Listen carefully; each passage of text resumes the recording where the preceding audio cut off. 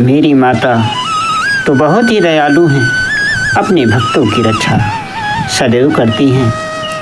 जो माता की सेवा सच्चे मन से करता है उसके ऊपर तो संकट आ ही नहीं सकता, क्योंकि माँ उसके संकटों को दूर कर देती हैं। अद्भुत है इनकी माया, ये तो मूर्खों को विद्वान बना देती हैं, रंक को राजा बना देती हैं, और जो लंगड़ा है उसे तो ऐसी शक्ति देती हैं कि बड़े बड़े पर्वतों को क्षण मात्र में लांघ लेता है। अद्भुत कृपा है मेरी माता की। कालिदास बचपन में मूर्ख थे, ब्राह्मण परिवार में जन्मे थे, लेकिन ये थोड़ा कम दिमाग के थे। एक दिन ये एक डाल पर बैठे, जिस डाल पर बैठे थे उसी डाल को काट रहे थे कि डाल गिरने से पहले ये स्वयं गिर जाती।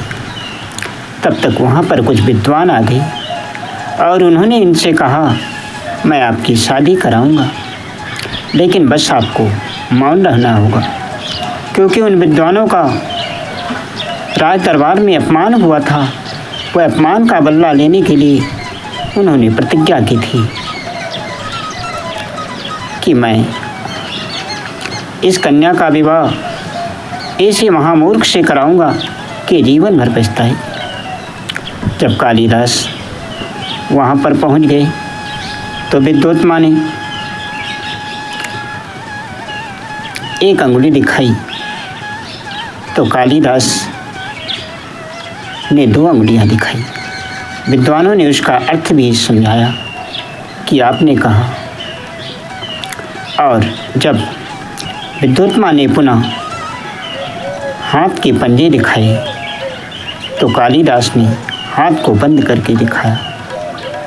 इस प्रकार शास्त्रार्थ हुआ और कई प्रसंग हुए और कालिदास का विवाह बड़ी धूमधाम से हो जाता है।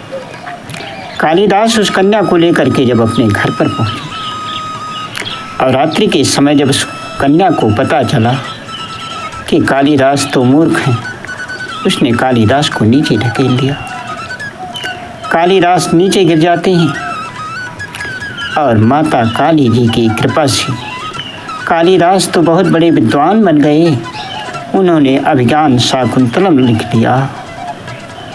मेरी माता तो बड़ी अद्भुत हैं, ये अपने भक्तों की रक्षा सदैव करती हैं, ये अपने भक्तों पर सदैव कृपा करती हैं। इसलिए हमें अपनी माँ की पूजा सच्चे मन से करनी चाहिए, क्योंकि माँ हमारे संकटों को तो क्षण मात्र में